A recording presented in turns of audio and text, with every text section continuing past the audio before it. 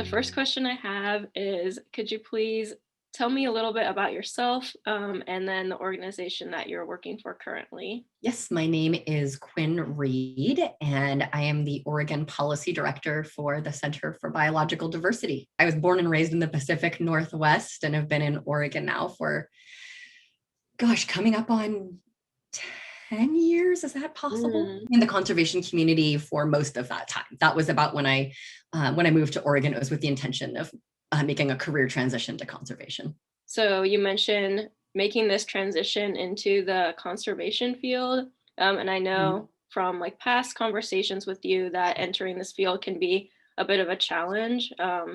So I'm wondering if you could speak a little bit more on that experience and what you learned from it.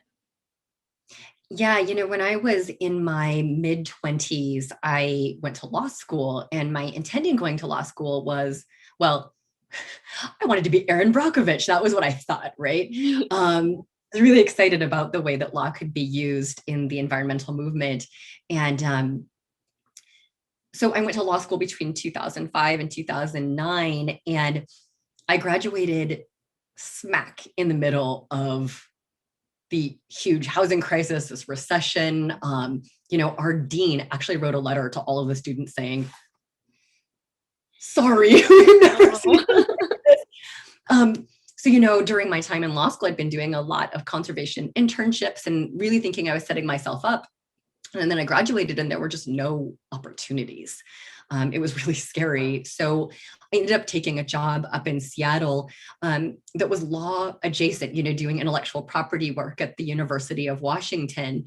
Um, and it was interesting. It was comfortable and not at all what I wanted to be doing. So when I had the opportunity to move to Portland, I thought it's now or never, right? If I'm going to get too comfortable working in this job. So if I want to make a transition, this is the time.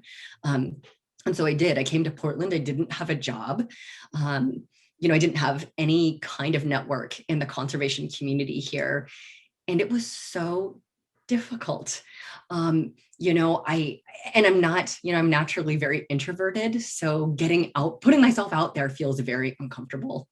Um, and I applied for so many jobs. I have this absolutely bonkers spreadsheet of all the jobs I applied for every day. It was so demoralizing. And when I started getting job interviews, what I ran into was a couple of things. I was simultaneously being overqualified and underqualified, right? So I was applying for jobs, at entry level because I'd not worked in conservation before, but I think hiring managers would look at my law degree and say, oh, and previous work experience and say, oh, this person is not entry level. Mm. But when I applied for jobs that were higher level, they would say, well, this person has interesting work experience, but nothing directly in conservation. So I kept running into that gap in my experience. And, I made it to the top 2 or 3 in several interviews without getting a job. And, I think it was close to 6 months being unemployed, which was painful. What I realized was that I had to really do a good job of connecting the dots for hiring managers about how my work experience translated to these roles in conservation and why I wanted to do work in the conservation field to really bring home. I do want to work in an entry level role to get my Yeah. foot in the door. But I had to kind of do this storytelling for hiring managers because I felt like otherwise, they weren't going to connect the dots for me. So, I got my first job at Oregon Wild working part-time and had to maintain 2 jobs for the first 2 years of my experience in the conservation world. Being able to let go of that second job felt incredibly liberating. I bet. It took a lot of work just to get my foot in the door. Yeah. I'm hoping that when other people hear your story, they'll, I don't know, because I feel like there are a lot of other people in your similar position. So hopefully, they'll get some inspiration from that. Yeah. And I'll say too, my work experience also includes, I worked at the FBI. After that, I worked as a a server in a restaurant. After that, I worked at a caramel corn stand. Then I worked at a law firm as a receptionist. And then I worked at a PR firm briefly. And then in law school, I worked at the law school library. And then I started my own dog walking company. And then I worked at an Wow. IT. I started to get really self-conscious that that work experience was flighty, you know? And what I realized is that it's all additive. You know, Mm. every experience that I had gave me really valuable experience that has translated to the next experience. So, yeah, it was not a straight path for sure. Yeah, I feel like the transferable skills are definitely very important. Absolutely. And I would love to see hiring managers get more creative and open-minded at seeing how skills in other fields apply here. So my next question is, as a person of color, how have you navigated the predominantly white spaces that are in the conservation field? And then if you could speak a bit on what you learned throughout this process. Yeah, that's a big question. I've been thinking about it a lot. You know, my sister and I have actually been having a lot of conversations about what it means to be mixed race. You know, we are Vietnamese and white. Um, Particularly, you know, these conversations have become more, I think, intense over the last few months with this wave of anti-AAPI violence. And so both of us, I think, have been in the zone of what does our identity mean now and how has it shifted over time? Um, I think being mixed comes with this, it's the privilege and also this burden of being able to shift between worlds. You know, on one hand, we can um, adapt fairly easily to white culture and in some ways make ourselves almost invisible there. And really that's the burden of it, right? That's the cost of adapting is almost erasing that part of your identity. And then in other venues, it's almost wrestling with that the white part of my identity and trying to assert, you know, this part of my culture that maybe I don't have as much confidence in. So it's this a lot of push pull. And one of the patterns that I noticed for myself was, and I think this is relevant to the, you know, assimilating into predominantly white spaces, is you just figure out how to be unassailably competent. So in school, that means here's what I need to do to get the A. And I'm going to do that. Here's what I need to do to get into a good college. Here's what I need to do to be, you know, to excel in this space. And you like figure it out. And then you do that. And I was very successful taking that approach. But I would not say that that approach was conducive to developing my own voice, to really being an analytical thinker, to challenging the status quo. So when I first started in the conservation field, it was absolutely that. It was like, what do I need to do to succeed in this field? And here's the path, right? Here are the things I can produce. Here are the things that I can do. Here are the tools, the channels, all of these things are established. So I just figured out, okay, this is what I need to do to be seen as competent in this field.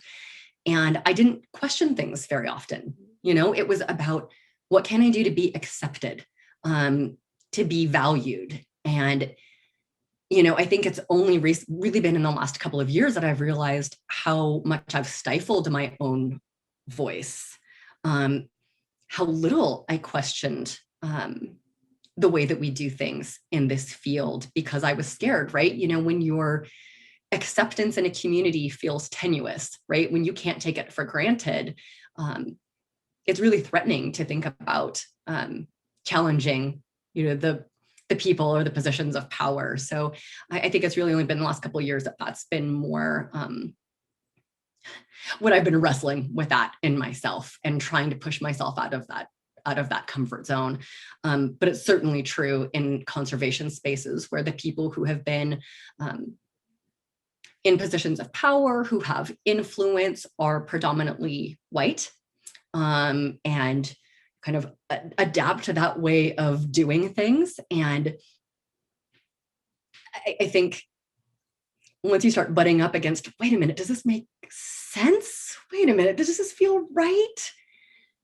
It's like I almost have to fight against this lifetime of ingrained habit to accommodate, assimilate, to be nice, to kind of be quiet, at the risk of being, I think the fear there is being rejected, right? Of Yeah. being then excluded. That was really inspiring for me to hear. I feel like I related to you on so many points you made. Yeah, it's very comforting to know that I'm not alone and other people, other like BIPOC people trying to get into the conservation field are not alone in this struggle. You mentioned like the kind of push pull of being biracial or Yeah. multiracial. There are times where I feel like I don't fit in with like my white side or my Asian side. And that's definitely something that's been a struggle to navigate. But Yeah. maybe could you speak a little bit on that if you've experienced that and how you've kind of navigated those situations and gained confidence? Yeah. Well, I just one thing that I actually realized in the last couple of weeks that's been interesting is my name. My name is Quinn Reed, Quinn, and last name Read. And that was not the name that I was given at birth. My name was Jenny Quynh Dien. And at a certain point, I started shifting, like my name has adapted in over the course of my life with, I think, how I identified in any particular given moment. And there was at some point, I think, where I thought, okay, Quinn Reed, this makes sense to me, right? This is a name that like feels like me. It felt like a name that had sort of, and by the way, I respelled Quinn. It was Quynh, and now it's Mm, Quinn. And in my head, I was like, oh, this is honoring both sides of my culture, right? But really, it was a lot of erasure. yeah. It was, oh, here's a name that is going to be easier to navigate the world with. And I used to almost, I think, be amused when people would read my name and then be surprised when I'd walk in the room. And this happened with job interviews several times where clearly there was this, oh, we need to reorient how we were perceiving this person. Right. And it's really only been in the last year where I've been reintegrating the Vietnamese spelling of my name, because who is that for, right? Who was that really making things easy for? It wasn't for me. Right. So um, even as something as fundamental as my name and how I present like that part of my identity has shifted. And just to be able to feel confident enough to be like, this is part of who I am. It feels like some growth. I'm going to tell the story and it's not going to seem like that big of a deal, but it really got me. Mhm.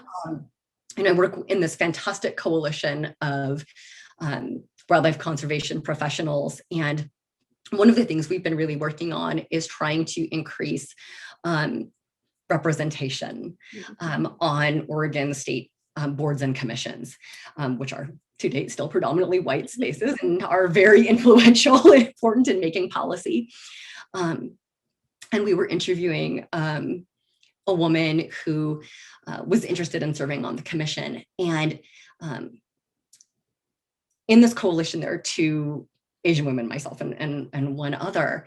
And as we were preparing to talk with this woman who was a potential candidate, someone else in the coalition said, oh, but I'm really uncomfortable with a bunch of white people, coming at this woman and saying like, we want more diversity on the commission. And Mhm.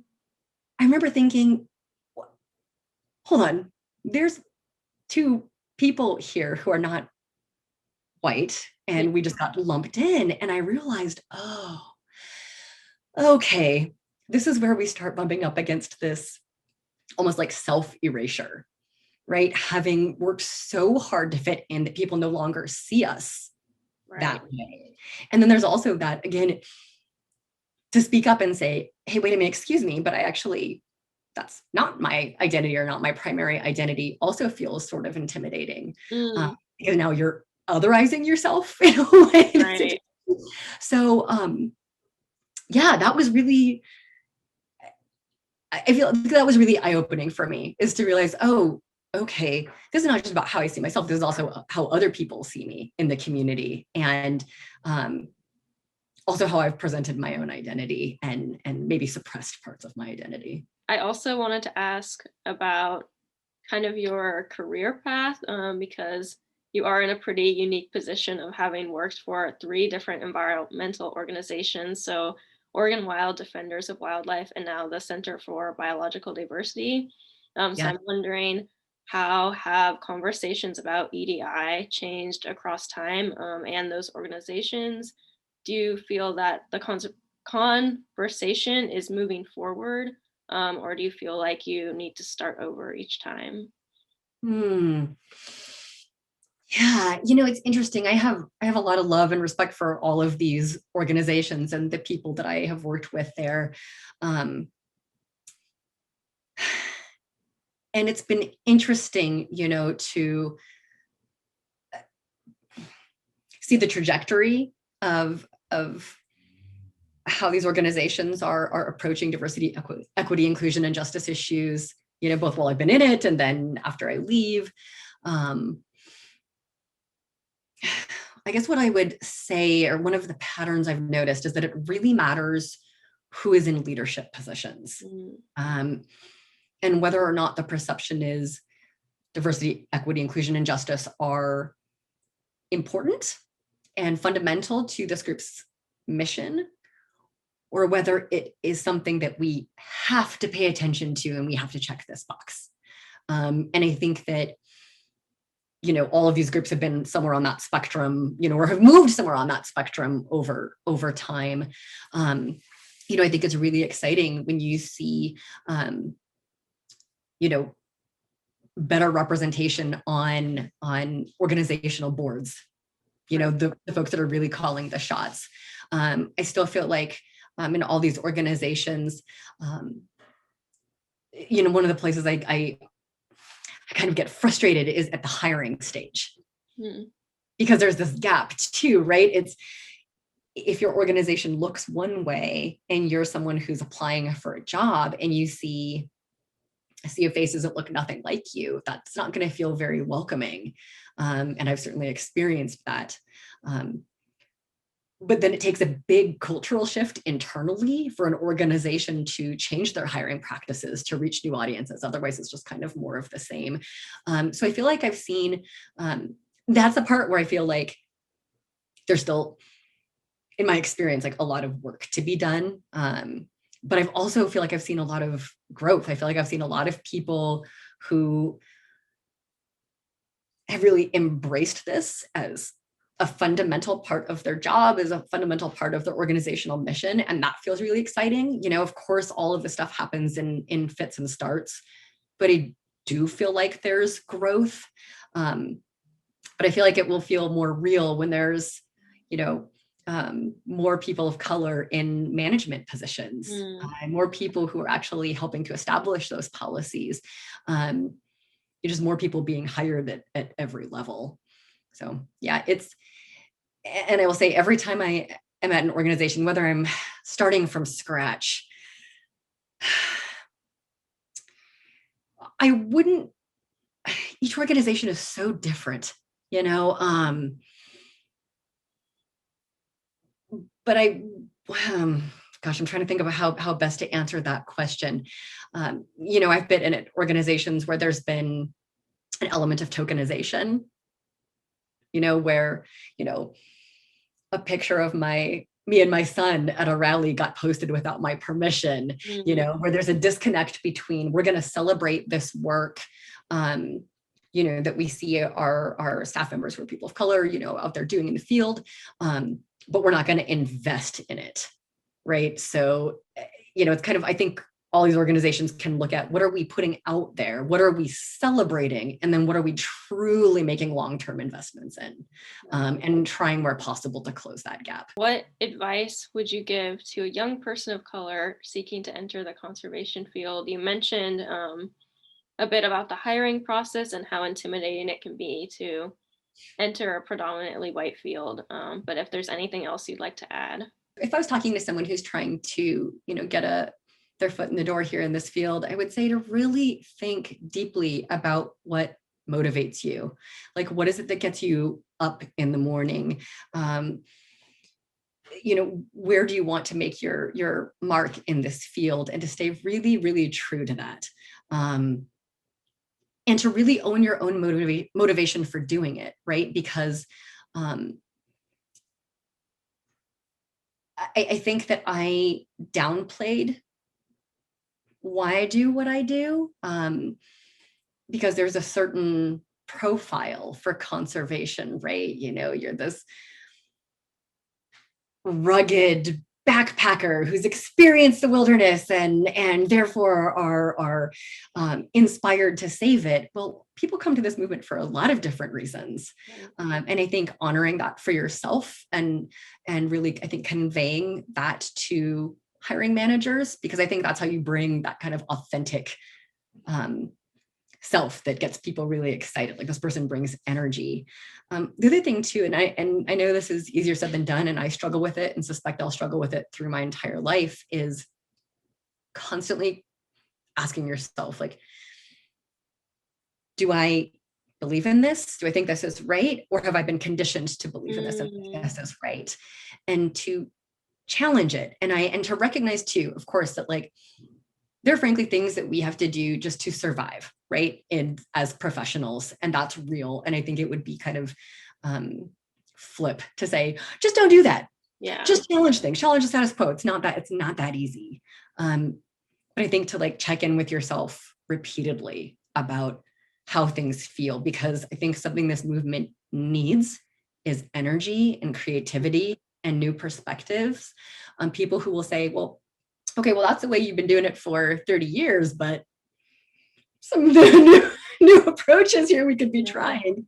And to understand how valuable that is, and that, you know, that's something that these organizations need. So I think checking in with yourself constantly to make sure that like you're being authentic to yourself, and building a community of people where it's safe to express those things. And I think building power that way. And that may mean, you know, community of people within organizations, or communities of people like environmental professionals of color, you know, which are folks throughout the conservation community,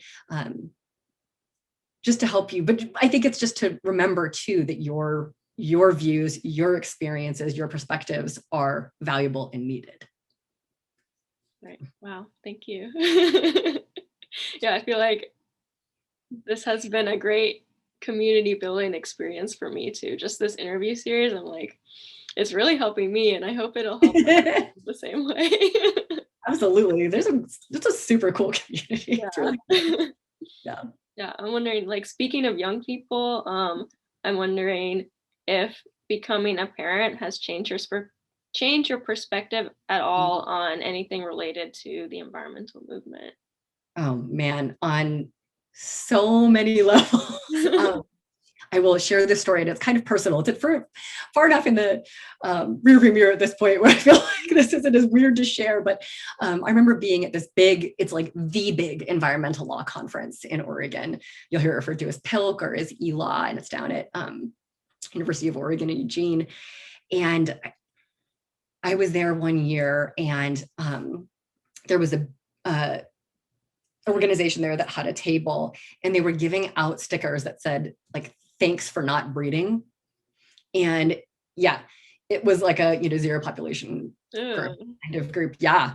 And I was chatting with some colleagues, both former and current colleagues, who were expressing this anti-breeder sentiment. And I was standing there thinking, oh boy, okay, this is awkward, because right after that conversation, I had to go back to my hotel and inject my stomach with hormones because I was doing IVF at the time. Here I was surrounded by people who were doing this work. You know, on one hand, you know, working for organizations whose mission statements are about future generations, and yet expressing this pretty strong anti having children viewpoint, while I'm trying desperately to have a child. Right. And again, another time where I was just like, okay, I'm just going to silence myself right? I mean, that could have been an opportunity where I spoke up and now, regret that I didn't. But I did. I felt really self-conscious in that moment. And, went on to, adopt my son. And I think that that's impacted the way that I look at my work in a number of ways. One is that he too is biracial. His biological father is Black and his biological mother is white. And I've had to ask myself this question several times of, how is my work or my advocacy improving or impacting the way he's going to move through the world or the way he's going to experience the world? And to the extent that it doesn't, it's really left me questioning things. And I think that's another part of, kind of tying back to the advice. It's like checking in constantly of, wait a minute, does this feel like the highest and best use of, my short time here on earth and my time on a day-to-day basis? But, again, my work is in wildlife conservation. So I think another level in which having a child has impacted things is, when I see him get really friggin' excited about seeing a squirrel or a crow or a duck at the park, or when we go to the zoo, right? And he loses his mind over the seals or the elephants. There is something about, seeing the world through those fresh eyes that remind you that love of the natural world is so inherent to all of us.